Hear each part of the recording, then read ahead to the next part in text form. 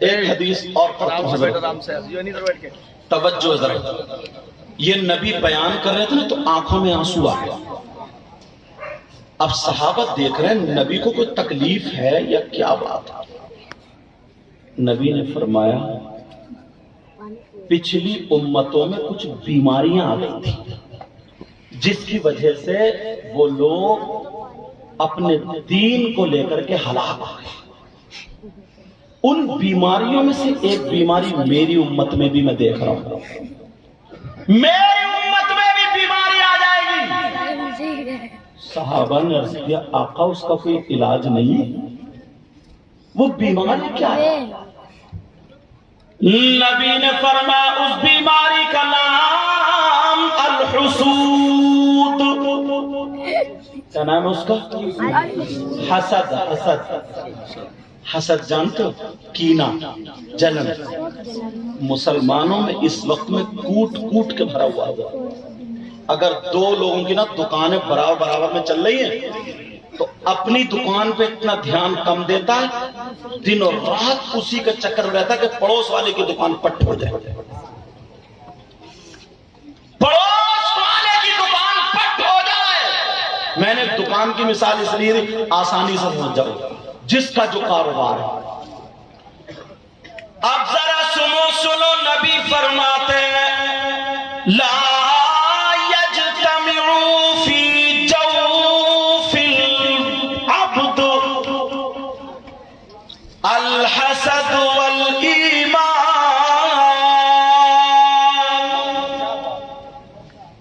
اللہ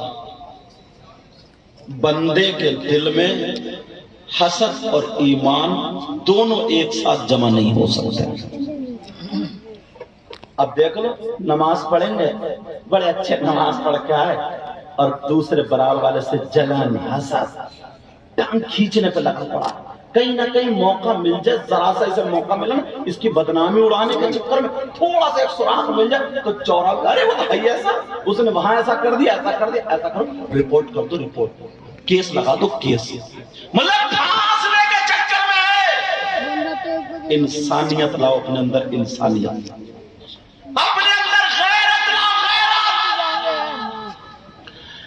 نبی فرماتے ہیں ہی الحالق،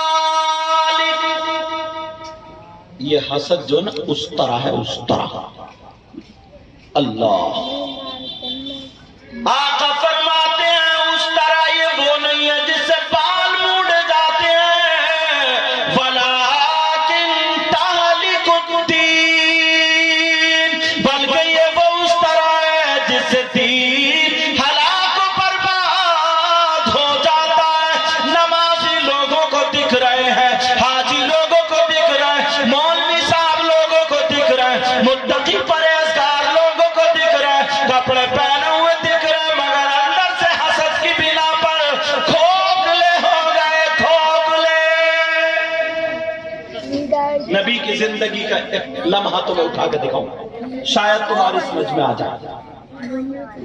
ایک مرتبہ نا میرے نبی اور ان کی بیوی حضرت عائشہ برابر میں بیٹھی۔ اب میاں بیوی میں باتیں ہوتی ہیں، میرے نبی بھی پیار میں آ گئے، حضرت عائشہ بھی پیار میں۔ نبی کہنے لگے عائشہ آج تمہیں مجھ سے جو پوچھنا پوچھ لو، پوچھ لو جو بھی پوچھنا۔ عائشہ چکر میں پڑ گئی، کیا پوچھوں؟ نبی بولے کسی سے مشورہ بھی لے سکتی ہو۔ نبی کو پتا تھا یہ اپنے ابا کو ہی جائیں گے کیونکہ عورتیں مہنگے کوئی زیادہ تھا۔ حضرت عائشہ کہنے لگی آقا پوچھ لوں کا؟ ہاں ابھی آتی ہوں۔ دوڑتی ہوئی گئی حضرت ابو بکر صدیق کے پاس۔ ابو بکر صدیق کے پاس جب گئی، ابا جان آقا نے ایسے سے کہا، کہا بیٹی میں تو اسی انتظار میں تھا، کوئی دن ایسا آئے، کوئی لمحہ ایسا آئے کہ میں آقا کہے اور میں پوچھوں۔ بیٹی میں بتاتا ہوں کیا پوچھنا۔ آج ایسی بات پوچھنی ہے جو نہ کسی فرشتے کو پتا، نہ کسی نبی کو پتا، نہ جس کا ذکر ابھی قرآن میں آیا ہے۔ کہا وہ پوچھنا جو میں بتاؤں، مگر بیٹی مجھے بھی بتا کے جانا۔ نبی جب بتائیں جواب دے دے، مجھے بھی ابو بکر صدیق نے کیا پوچھا؟ ذرا توجہ رکھو. فرشتے کو پتہ نہیں، انبیاء کو پتہ نہیں، بس اللہ جانے، رسول اللہ جانے، یہاں تک کہ جبریل کو بھی پتہ نہیں. بس صرف ایک بات کا پتہ چل جائے پھر تو مضمون نکل ہی آئے گا. ایک بات کا پتہ چل جائے کہ ابا جان کیا پوچھوں؟ کہا بیٹی جاؤ آقا سے یہ پوچھنا، آقا جب آپ معراج کو گئے تھے جی پہلے آسمان پہ، دوسرے، تیسرے، چوتھے، پانچویں، چھٹے، ساتویں، عرش اعظم، اب سدرۃ المنتہا، وہاں پہ جبریل رک گئے، آپ آگے گئے. جب قرب خاص میں پہنچے وہاں آپ میں اور اللہ کے درمیان جو راز و نیاز کی باتیں ہوئی وہ کسی تیسرے کو پتہ نہیں ہے. اس میں سے کوئی ایک بات بتا دے. سمجھ رہے میری بات؟ رسول اللہ کے درمیان اور اللہ کے درمیان جو راز و نیاز کی باتیں ہوئی ان باتوں میں سے کوئی ایک بات بتا دے. حضرت عائشہ دوڑتی ہوئی آقا پوچھ لوں؟ کہا جی پوچھو. حضرت عائشہ نے پوچھا آقا بتائیے جب آپ معراج کو گئے راز و نیاز کی جو باتیں ہوئی ان میں سے کوئی ایک بات بتا. نبی بولے عائشہ یہ تم نہیں پوچھ رہی ہو کوئی اور پوچھ رہا. سبحان اللہ سبحان اللہ. نبی سمجھ گئے کہ میرا ابو بکر صدیق ہی ہوگا. یہ تو بے شک ابو بکر صدیق ہوگا. کہاں کا بات صحیح آتی کر. میرے نبی نے کہا عائشہ وعدہ کر لیا تو ایک ہی بات بتاؤں گا. کہا جی آقا ایک ہی بتا دو، بس ایک ہی بتا دو. اب اجازت ہو تو وہ بات بتا دو، اگر سننا چاہتے تو بتا دو. آپ ذرا سنو. حضرت عائشہ سے میرے نبی فرمانے لگے عائشہ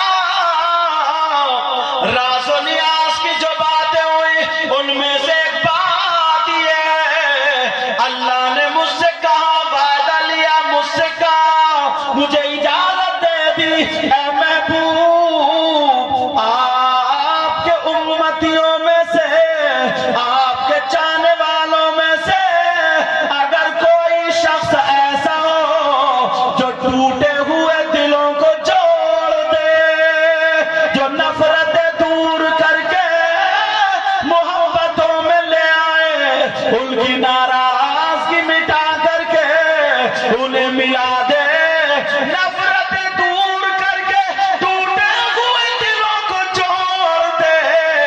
اللہ نے کہا محبوب تم اسے بغیر حساب کتاب کے جنت میں لے جانا. کہ ٹوٹے ہوئے دلوں کو جوڑ دے. اور اپنا انداز دیکھیو کتنا جوڑ رہے ہیں کتنا توڑ رہے ہیں. اب حضرت عائشہ بڑی خوش. عائشہ بولی آقا میں ابھی آ رہی ہوں.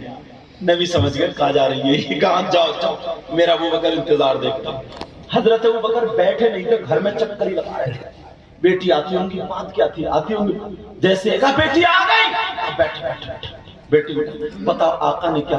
آقا نے اتنی پیاری بات بتائی ابا جان، اتنی پیاری بتائی. کیا بتاؤ تو؟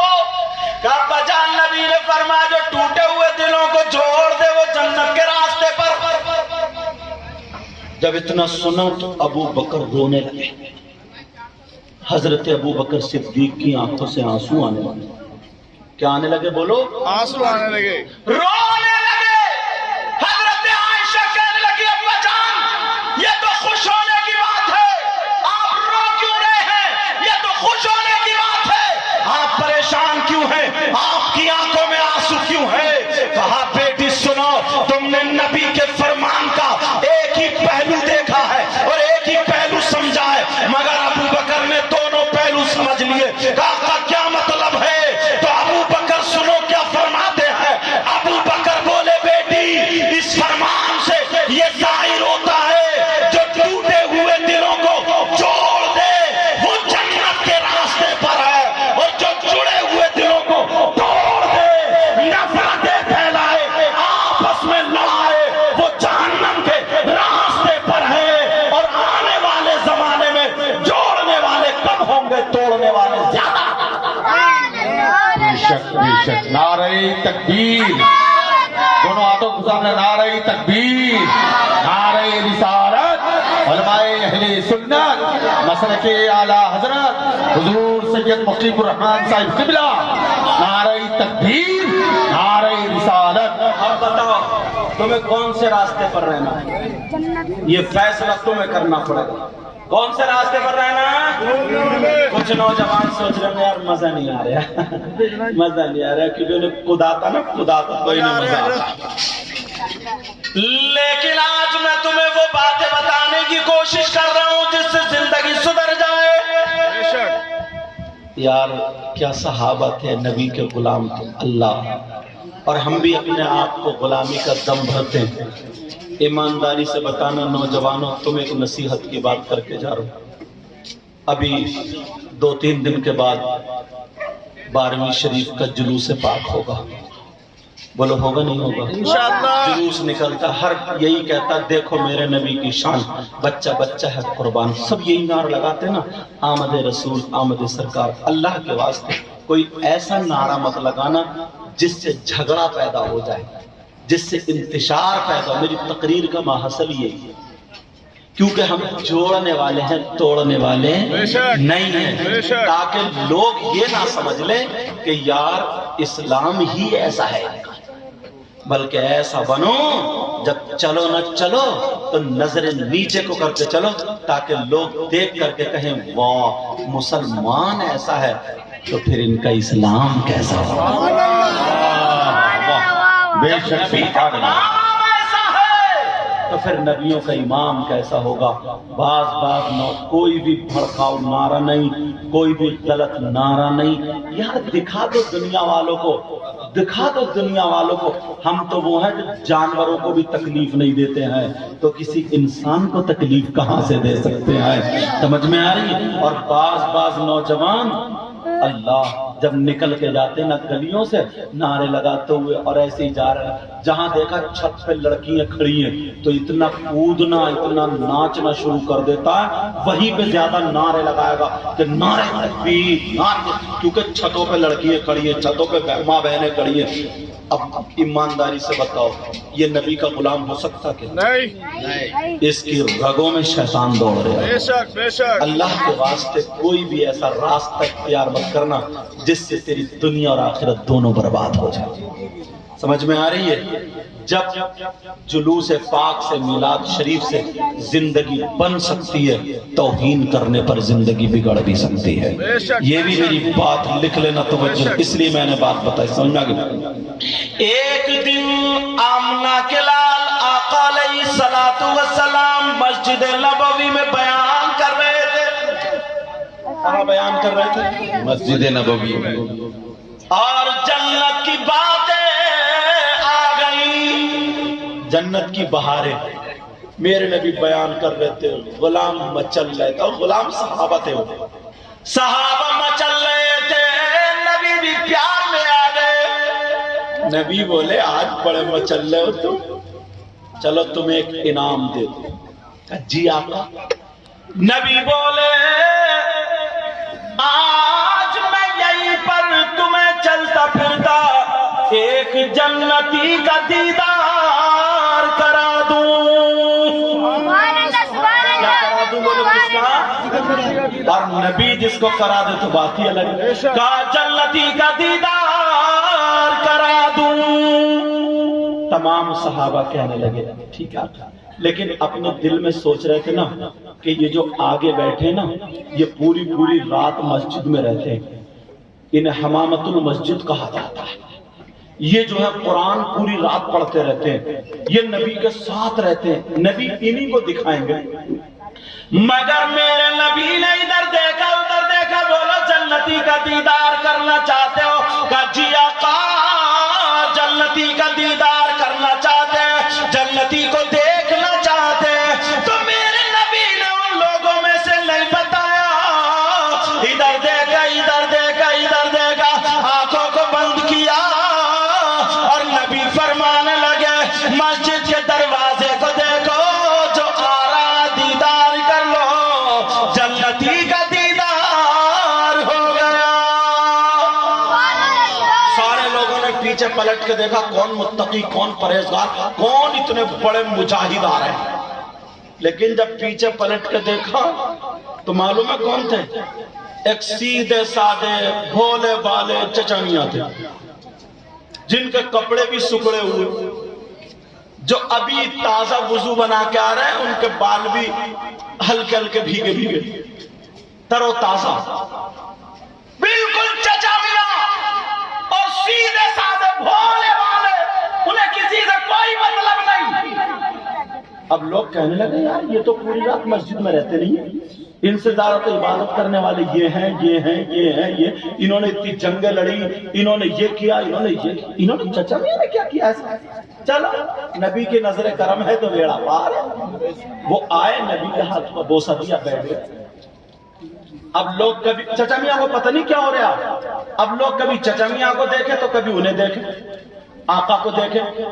اللہ اللہ میں پھر برخاست ہو گئی، چچا میاں بھی چلے گئے۔ دوسرا دن پھر آیا، نبی بیان کرنے لگے، صحابہ نے چھیڑ دیا کہ آقا آج اور دیدار کرا دے، آج ہم اور دیکھنا چاہتے ہیں، کسی جنتی کا دیدار کرا دے۔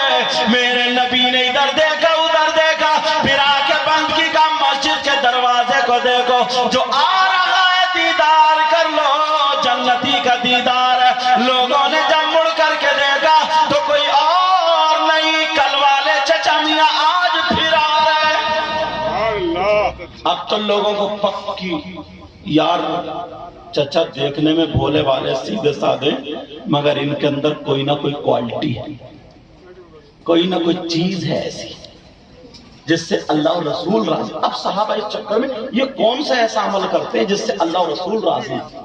تیسرا دن پھر آیا، پھر صحابہ نے چھیڑ دیا، پھر نبی نے فرمایا مسجد کے دروازے کو دو گا۔ تیسرے دن پھر چچا میاں ہی آ رہے ہیں۔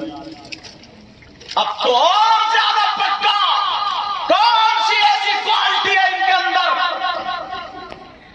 سب لوگ اس چکر میں رہ گئے، چچا میاں کو دیکھیں یہ کرتے کیا۔ ایک صحابی کھڑے ہوئے جن کا نام حضرت عاصم تھے، وہ کھڑے ہو گئے، جوان تھے، اور ان صحابی سے جا کے ملے، السلام علیکم۔ وعلیکم السلام۔ کہا چچا میں آپ کے ساتھ رہنا چاہتا ہوں۔ کہا بیٹا میں غریب ہوں، کیا کرو گے؟ کہا نہیں میرا یار، کیوں؟ نیکیوں کی تلاش میں۔ یہ چچا کرتے کیا یہ دیکھنا کہ جس سے 3 دن اگر نبی نے اعلان کیا جنتی کا دیدار کرنا، بڑے بڑے صحابی یہاں موجود ہیں، راتوں رات قرآن پڑھنے والے یہاں موجود ہیں، مسجد میں رہنے والے یہاں موجود ہیں، روزہ رکھ کے جنگیں لڑنے والے یہاں موجود ہیں۔ ان چچا کا تو کوئی ایسا کردار اتنا زیادہ نہیں ہے، 5 وقت کی نماز پڑھ دے، ان کا نمبر کیسے آ گیا؟ کوئی نہ کوئی چھپنا، کوئی نہ کوئی کوالٹی ہے۔ اب وہ ساتھ چچا کیا کرو گے؟ اچھا چلو بیٹھ۔ معلوم ہے وہ کیا کرتے تھے؟ مدینے میں جو لوگ کھجوریں کھاتے تھے نا، تو لوگ کھجور کھا کے گٹھری پھینک دیا کرتے تھے، وہ دن بھر گٹھری بینا کرتے تھے، دن بھر گٹھری بینا کرتے تھے، پھر سکھایا کرتے تھے، پھر وہ گٹھری بازار میں بیچتے تھے، جتنی بکتی تھی شام کا ایک ہی ٹائم کھانا کھاتے تھے، 2 لقمے کم، اور جو بچتا تھا سب غریبوں میں تقسیم کر دیا۔ یہ بھی کوالٹی نہیں، یہ بھی کوالٹی نہیں۔ انہوں نے کہا، صحابی رسول نے کہا ایسے تو بہت سارے صحابہ 10 20 50 غریبوں کو کھلاتے تقسیم کرتے، یہ کوالٹی نہیں ہو سکتی، کچھ اور ہو۔ اب یہ بھی پیچھے پیچھے گٹری پین رہے۔ شام جب ہو گئی کہا بیٹا تمہاری وہ چٹائی میری یہ چٹائی، نماز پڑھ لی، اب سو جاؤ، صبح کو اٹھیں گے انشاءاللہ فجر میں۔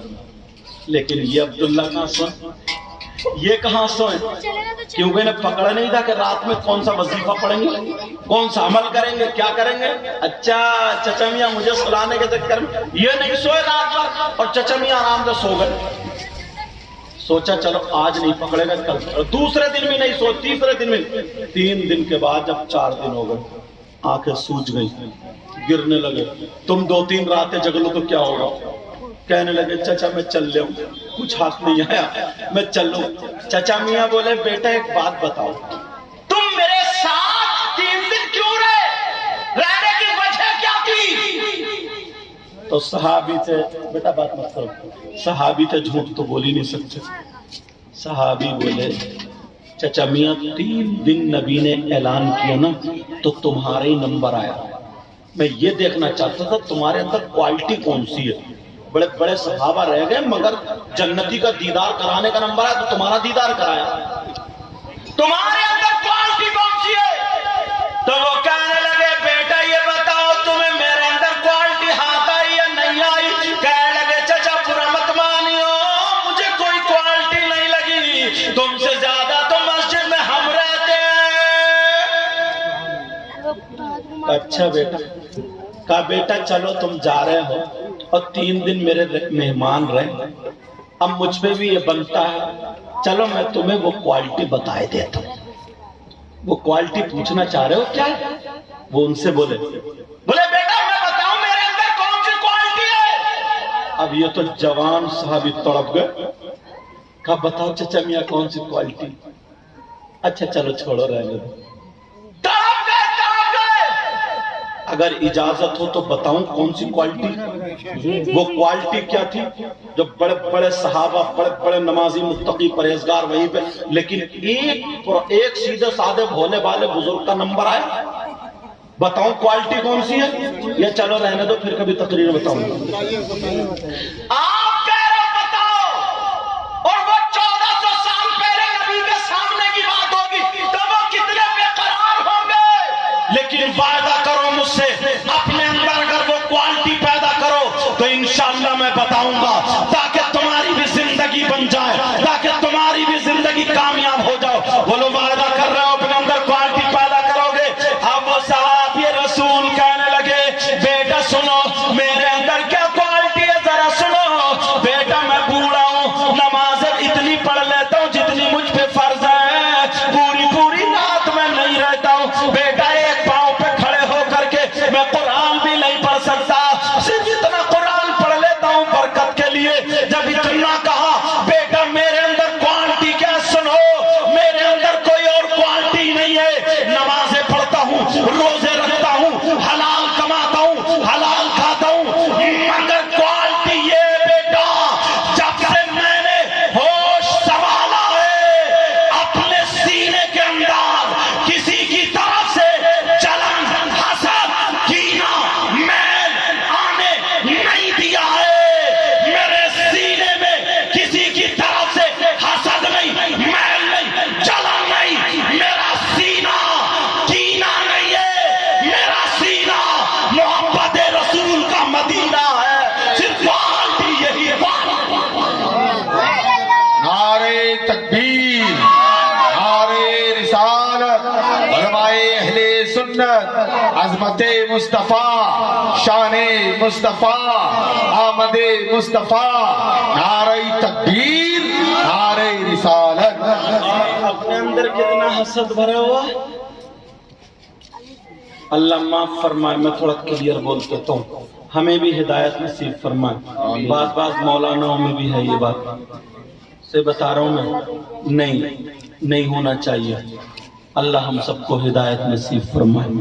پہلے ہم عمل کریں گے، بعد میں دوسرا عمل کرے گا. سمجھ میں آگے بات؟ انہوں نے کہا بیٹا جب سے میں نے ہوش سنبھالا ہے اس میں حسد کو، کینے کو، جلن کو، جیلسی کو، اس کو گھر کرنے نہیں دیا. ادھر آیا ادھر نکال دیا، ادھر آیا ادھر نکال، ادھر آیا ادھر نکال دیا. تو تم نے مجھ سے وعدہ کیا ہے؟ بولو انشاءاللہ آج کے بعد کسی سے حسد تو نہیں رکھو گے، جلن تو نہیں رکھو گے، اور جوڑنے والا کام کرو گے، توڑنے والا. بولو کون سا کام کرو گے؟ اسی لیے آج یہ میں موضوع لے کر کے چلا ہوں، اسی لیے لے کر کے چلا ہوں تاکہ ہم کامیاب ہو جائیں. اور تھوڑا سا چلو. میں نے بات یہ اٹھائی تھی جلن اور حسد کے بات، اور یہیں سے ایک کام بہت غلط کر جاتے ہیں ہم لوگ. بتاؤں وہ کون سا کام ہے؟ اگر کسی کی 3-4 بیٹیاں ہوتی ہیں حضرت، اس باپ کو نیند نہیں آتی ہے، اور جب جوان بچیاں ہوتی ہیں نا اور اس کی 1000 روپے روزانہ کی کمائی، تو 1200 کا خرچہ ہوتا ہے یا 1500 کا خرچہ ہوتا ہے. وہ بڑی مشکل سے خرچہ کرتے ہیں. سمجھ رہے میری بات؟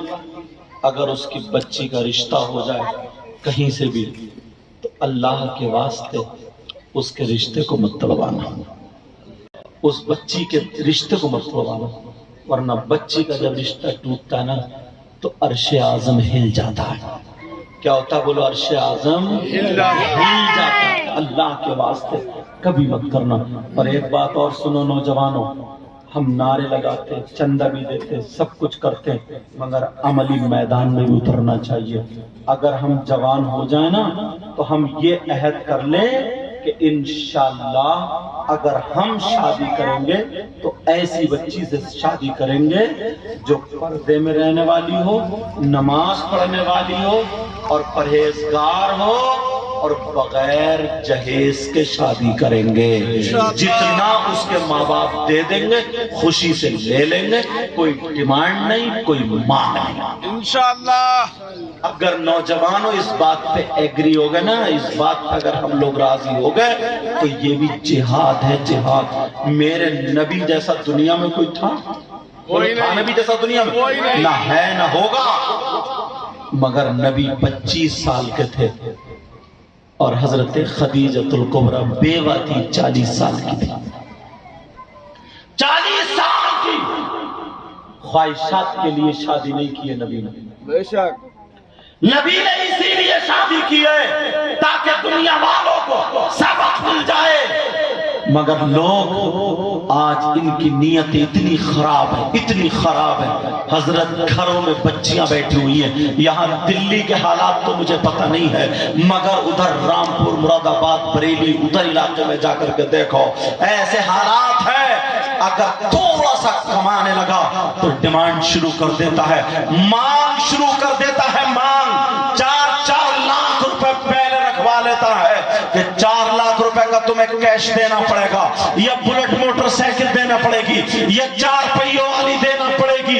یہ جہیز کے نام پر مانگنے والوں، اگر کسی کی بیٹی کا دل دکھ گیا تو تمہارے پاس کتنی دولت ہے، اللہ تعالیٰ منٹوں میں وہ دولت ختم کر سکتا ہے۔ ہم نے ایسے دیکھے ہیں، لوگوں کو بھیک مانگتے ہوئے دیکھا ہے۔ اگر کسی نے کسی کو ستایا ہے، کسی نے کسی کو تکلیف دی ہے، ورنہ یاد رکھنا، یہ دعا، یہ تمنا بھی کرنا، ہمارے گھر میں جہیز آئے یا نہ آئے، ہمارے گھر میں مال آئے یا نہ آئے، مگر سیدہ فاطمہ کا چالو چلن ضرور آئے، سیدہ فاطمہ کا ماحول ضرور آئے، سیدہ فاطمہ کا طور طریقہ ضرور آئے، سیدہ فاطمہ کا کلچر آئے۔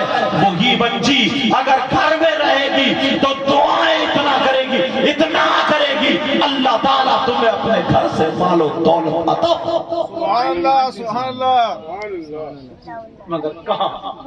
ذرا دیکھو حال، آج کتنی لڑکیاں گھروں میں بیٹھی تھی اور کتنی لڑکیاں غیروں کے ساتھ چلی گئی، کتنی لڑکیاں اپنے یہاں سے چلی گئی۔ باپ نمازی بھی ہے، مسلمان بھی ہے، دوسرے کی موٹر سائیکل پہ بیٹھ کر چلی جاتے ہیں۔ میٹرو میں جا کر کے دیکھو، ہم اے سی میں لیٹے، ہماری بچی اللہ دوسرے کے ساتھ پٹکھیلیاں کھیلنے جا رہی ہے، موٹر سائیکلوں پہ بیٹھ کر کے برگر کھانے جا رہی ہے، چاؤمین کھانے جا رہی ہے، موموز کھانے جا رہی ہے۔ شرم آنی چاہیے اس باپ کو، غیرت آنی چاہیے باپ کو جو آج آزاد کر دیا۔ مسلمان تھا، تیرے اوپر بلڈنگ بنانا ضروری نہیں تھا، تیرے اوپر مال و دولت کا ڈھیر لگانا ضروری نہیں تھا، تیرے اوپر اولاد کی تربیت ضروری تھی، اولاد کو دیکھنا ضروری تھا، اولاد کو پالنا ضروری تھا، اولاد کی دیکھ ریکھ کرنا ضروری تھا۔ اللہ نے فرمایا ہے یا ایھا الذین آمنوا اذا قوا انفسکم واہلیکم نارا، اے ایمان والو اپنے آپ کو اور اپنے گھر والوں کو جہنم کی آگ، جو ضروری تھا وہ چھوڑ دیا۔ لڑکے بھی ایسے، تھوڑا 15 سال کا ہوا باپ سے ہٹ گیا، ماں سے ہٹ گیا۔ میں تھوڑی بول دیتا ہوں، سن لینا، تقریروں میں تھوڑی کلیئر ہو جاتی ہے میری۔ لوگ بعد میں کہتے بھی اگر 100 لڑکے نا محلوں میں گھومتے ایک بھی ایسا نہیں ملتا جس کی موبائل پہ اس کا افیئر نہ چل رہا ہو. یہی ہے مسلمان. ایک بھی ایسا نہیں جس کی کسی لڑکی سے ٹچنگ نہ ہو, موبائل پہ SMS نہ ہو, اور اگر نہ ہو تو اس کے دوست کہیں نہ کہیں اسے پھنسا دیتے ہیں. اس کے دوست کہیں نہ کہیں, وہ تو سب سے بڑا بے وقوف اس دور میں مانا جاتا, سب سے بڑا بے وقوف جس کے اگر کوئی لور نہ ہو. کہاں کہیں تو یہ موبائل پہ ٹچ ہے, اپنے گھروں کی خبر لی ہے ہم نے, کہیں تو یہ ٹچ ہے. اگر 50 لڑکے ہماری ہی بچائے, میں غیروں کی بات نہیں کر رہا ہوں حضرت, دوسروں کو چلنی میں دو اور کرم کو ٹٹولو, دوسروں کو بات کو کہو, پہلے اپنے گریبان میں جھانکو. اگر ہمارے اندر کمی نہیں ہے تو ہم دوسرے کو کیوں کہیں؟ یہ باپ ہے باپ, اور یہ بھائی ہے بھائی. نوجوان, کیا تجھے اللہ نے اسی لیے پیدا کیا؟ آج دوسرے لوگ اتنا پڑھ رہے ہیں, اتنا پڑھ رہے ہیں, اتنی تعلیم حاصل کر رہے ہیں حضرت, اتنی تعلیم حاصل کر رہے ہیں, صبح اٹھ کے ٹیوشن جا رہے ہیں, صبح اٹھ کے پڑھنے جا رہے ہیں. ہمارے بچے آوارہ گھوم رہے ہیں. ابا کی اگر کہیں سروس لگ گئی تو ٹھیک ہے, ابا کا کوئی بزنس ہو ٹھیک, اسی میں پورا گھر کھا رہے ہیں. بچے آگے بڑھنے کی کوشش ہی نہیں کرتے, پڑھتے ہی نہیں, آگے نہیں بڑھتے. پھر کیا کریں گے؟ کیا کریں گے؟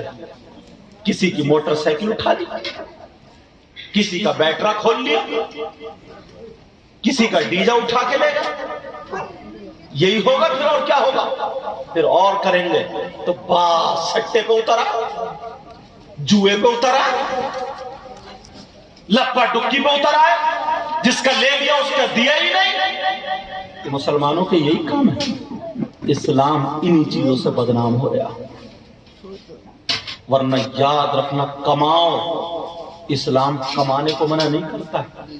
آگے تو بڑھو, اور اماموں سے ترقی کے راستے پوچھو. حضرت میں کام پہ جاتا ہوں, کوئی ایسی صورت بتا دو جو میں پڑھوں اللہ تعالیٰ میرے ہاتھ میں برکتیں عطا فرما دے. آمین. پھر یہ قرآن شریف سے نکال نکال کے آیت تمہیں بتائیں گے. آدھا گھنٹہ ملے تو آ کے ان کے پاس بیٹھا کرو, حضرت ہمیں دینی باتیں بتاؤ, حضرت ہماری اصلاح کرو, حضرت ہمیں بتاؤ ہمیں کیا کرنا چاہیے, ہمیں اپنے ماں باپ کے ساتھ میں کیسے رہنا چاہیے, ہمیں اپنی زندگی کیسے گزر. درد رکھو, قوم کا درد رکھو.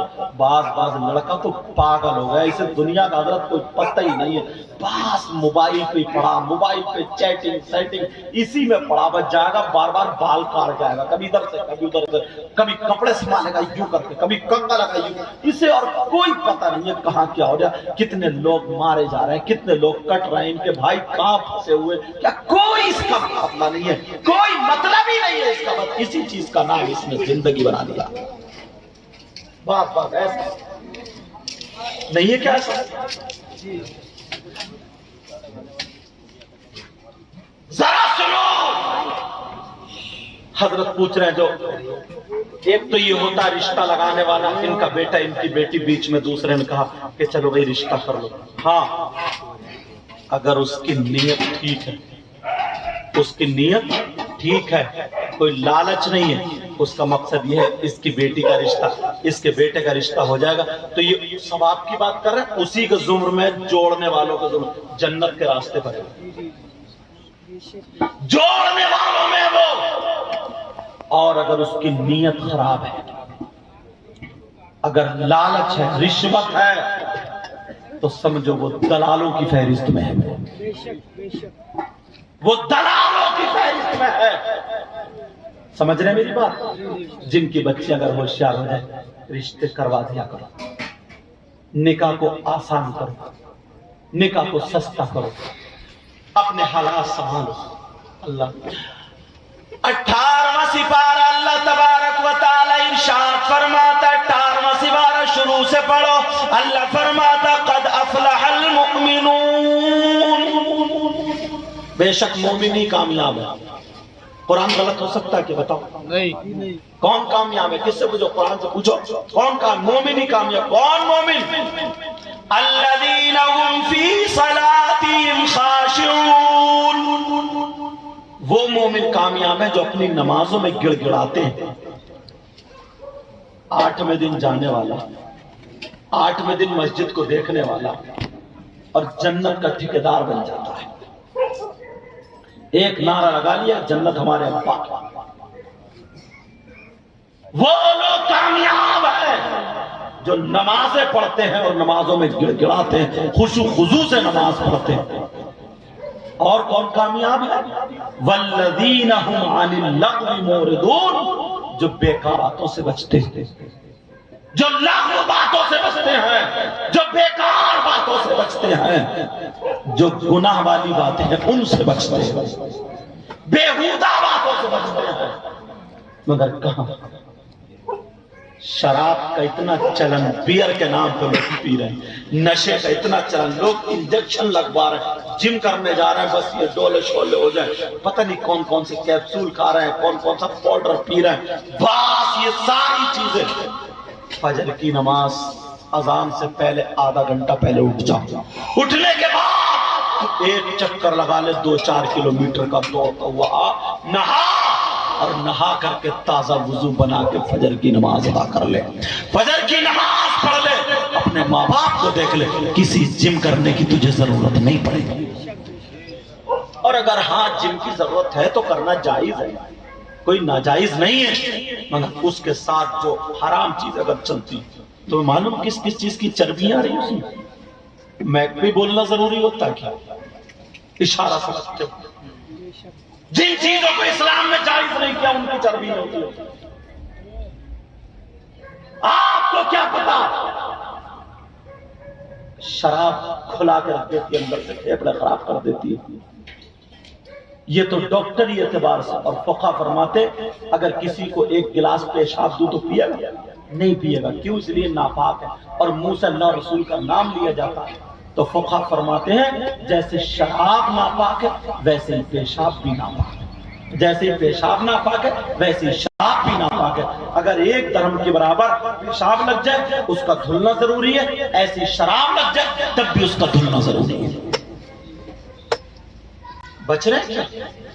میاں بیوی باس قائم دھننا سیٹی جمائے گا، قائم دھننا سیٹی آئے گا الٹا سیدھا کام کرے گا، بیوی کو مارنا شروع کر دے گا، بیوی کو گالیاں بکنا شروع کر دے گا، بیوی کو طلاقیں دینا شروع کر دے گا، دھمکی دینا شروع کر دے گا کہ دوسری کر لوں گا، تیسری کر لوں گا، اور دوسری تیسری کیا بعد اتنا بڑا نالائق انسان ہے، اتنا بڑا نالائق انسان ہے، نالائق کہنے پر میں مجبور ہو گیا ہوں، 3 بچے حضرت، پھر بھی ایک دوسری عورتوں سے باتیں کر رہا، کئی بچوں کا باپ ہے، گھر میں بیوی ہے، مگر پھر بھی الگ ایک عورت سے اور بات کرے ہوئے، اسے موٹر سائیکلوں پہ گھماتا، اسے ہوٹلوں پہ کھانا کھلاتا، اس سے ملتا ملاتا ہے۔ ارے شرم آنی چاہیے ایسے انسان کو، ایسے مسلمان کو جس کے گھر میں بیوی ہے، 2 3 بچے ہیں، مگر دوسری رکھے پڑا ہے، وہ بھی نکاح نہیں کیا، حرام کام کر رہا ہے۔ ارے حرام کام کرتے کرتے اگر تیرا کاروبار بڑھ بھی گیا تو یہ مت سمجھے تو کامیاب ہو گیا،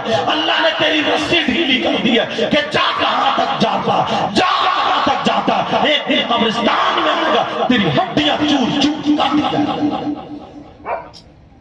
اور بعض عورت بھی اتنی نالائق ہے، جگہ کیسے دیتی ہے دوسرے آدمی کو، مگر بس بے حیا ہو گئی نا، ایک ہانڈی سے پیٹ نہیں بھرتا، ایک جگہ سے پیٹ نہیں بھرتا، شوہر گیا دکان پہ اور بس موبائلوں پہ باتیں چل رہی ہیں، بس کپڑے آ رہے ہیں، پیسے آ رہے ہیں، موبائلوں میں پیسے ڈلوائے جا رہے ہیں، ریچارج کرائے جا رہے ہیں، یہ ساری باتیں ہو رہی ہیں، بس خرچہ لوٹا جا رہا ہے۔ اس کو کوئی مالدار پیسے والا مل گیا، چاہے کیسے ہی مالدار مل گیا، اس سے ٹچ ہو گئی، تو عورت ہے، تو بیوی ہے کسی کے، اپنے شوہر کی امانت میں خیانت کر رہی ہے، ایسی شرمیلی عورت کو ڈوب کے مر جانا چاہیے۔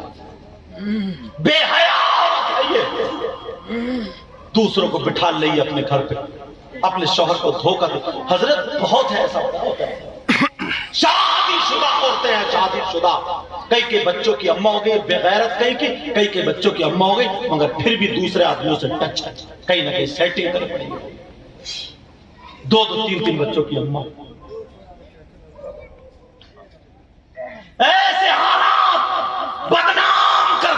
اسلام کو.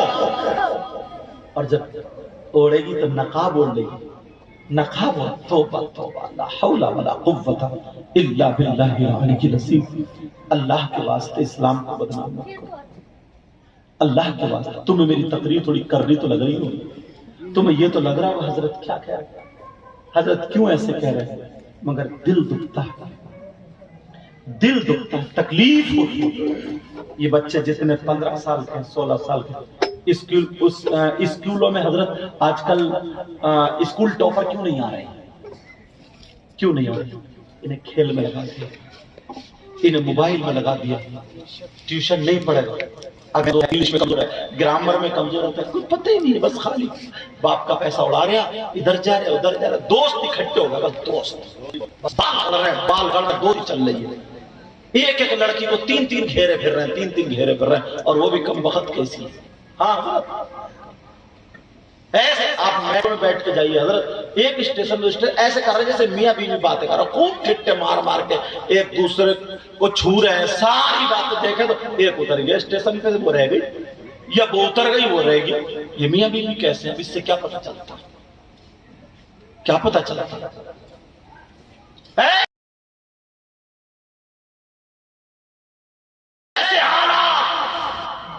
توبہ توبہ لا حول ولا قوت. تمہیں پڑھنا نہیں چاہیے کہ جو بچے کام کرنا جانتے نا, تمہارے پاس 4 پیسے ہوں گے, گاڑی ہوگی تمہارے پاس, مکان اچھا ہوگا, تمہاری بات ہوگی, کب تک ٹھکاتے رہو گے, کب تک ماں باپ کو دھوکہ دیتے رہو گے.